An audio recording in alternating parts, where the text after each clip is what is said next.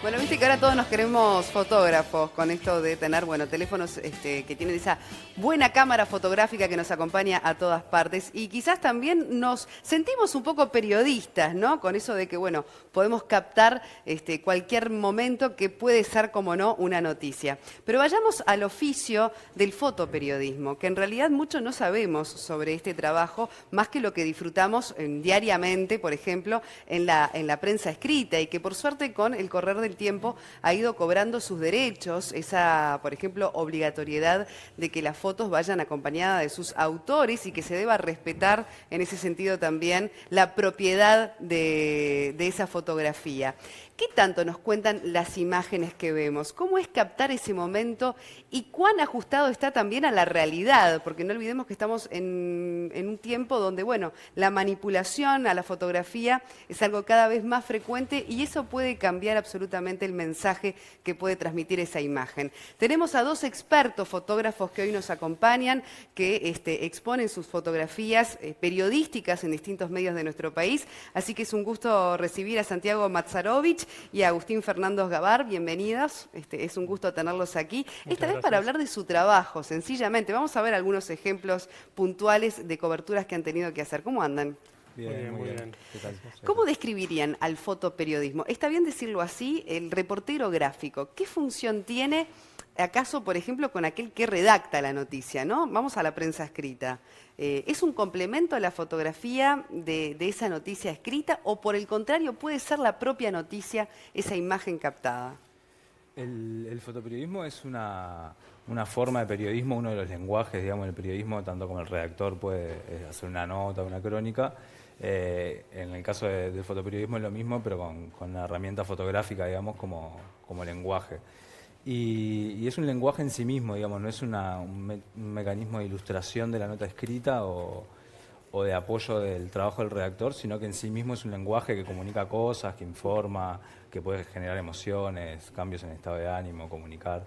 Sí. ¿En tu caso? La metodología es igual a la de un periodista, ¿no? Y también la veracidad y ciertos parámetros de ética, ¿no?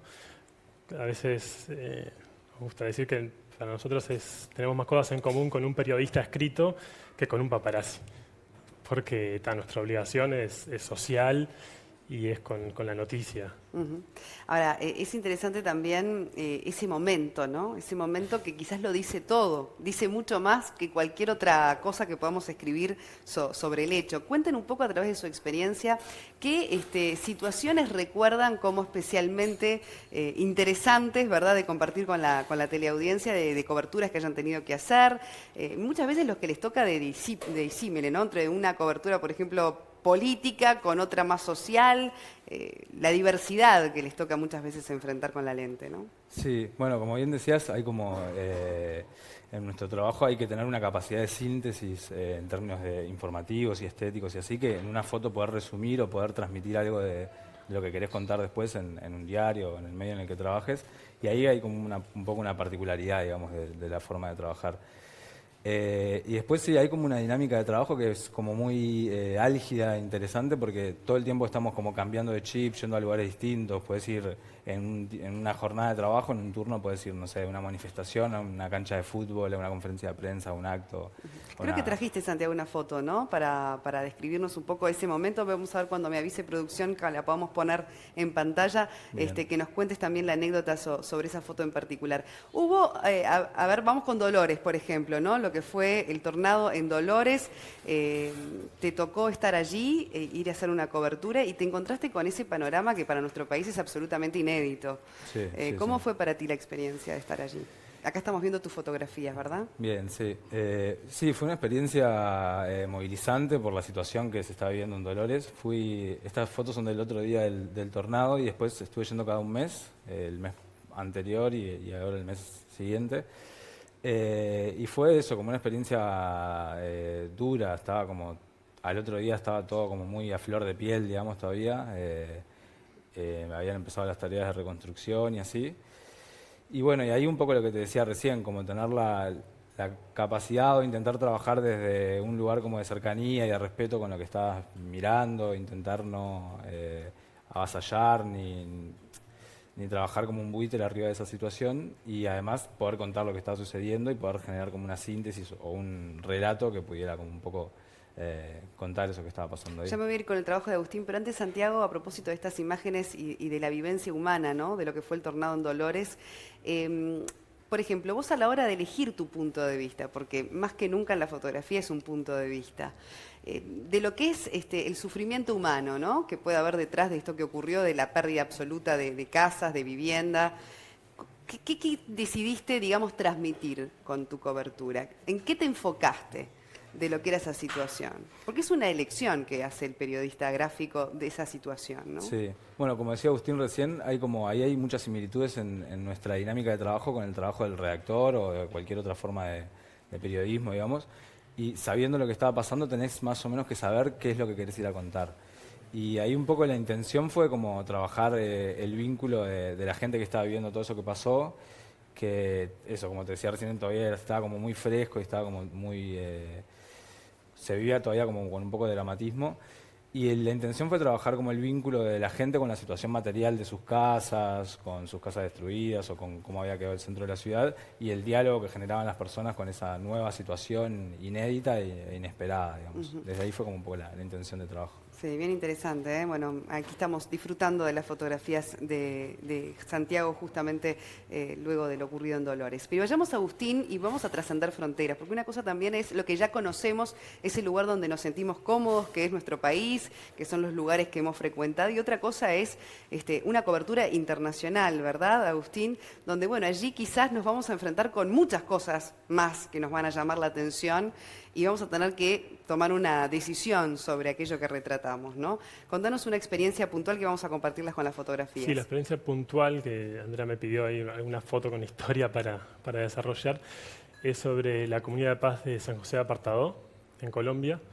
Es una comunidad campesina pacifista. ¿Cuál era tu misión, digamos? ¿Por qué tenías que ir allí? No, yo estuve varios años en la Amnistía Internacional acá, coordinaba el Grupo Colombia, sabía de la existencia de esta comunidad, es bastante conocida. Desgraciadamente es bastante conocida porque en casi 20 años llevan 200 muertos a manos del ejército, paramilitares y la guerrilla. Y era una historia increíble, muy fuerte, que me parecía que valía la pena contar. Entonces ya he estado 2 veces allá, en 2010 y 2013. Y bueno, en pleno conflicto. Pleno conflicto y sí, de las zonas más crudas del conflicto colombiano. O sea, han habido casos de descuartizamientos, de las atrocidades que inimaginables. Y aparece esta comunidad. Campesinos pacifistas no van a colaborar con ninguno de los bandos armados. Y la foto que quería compartir es un caso muy puntual. Es una bota lo que estamos viendo con un agujero de bala, sí, ¿verdad? Sí, eso pasó en fines de 2012, hubo un enfrentamiento entre la guerrilla y los paramilitares cerca de uno de los pueblitos de la comunidad. A raíz de ese enfrentamiento quedan 2 cuerpos de paramilitares muertos ahí. La comunidad hace la denuncia cuando ven que cerca de un camino habían 2 cuerpos ahí tirados y el gobierno dice que no, que ahí no había nada, que no había nada. Pasan los días, ahí a la semana o 2 semanas después de muchas denuncias y los cuerpos ahí en plena selva, la comunidad decide levantar los cuerpos y llevarlos al pueblo cercano para que la familia de esos paramilitares, ¿no?, sus principales victimarios, pudieran hacer el enterramiento debido. Realmente, ahora, para ir redondeando ya un tema que es muy amplio, porque bueno, han hecho todo tipo de coberturas, ¿no? Me imagino que hasta desde un partido de fútbol a una manifestación, porque a veces el abanico de opciones es realmente muy diverso. Pero hoy está muy en debate el asunto de la manipulación de la imagen, ¿no? Donde muchas veces ahora ya cuestionamos lo que vemos. Antes era lo que, ¿no?, había que ver para creer y ahora estamos en la fase donde lo que vemos también lo cuestionamos.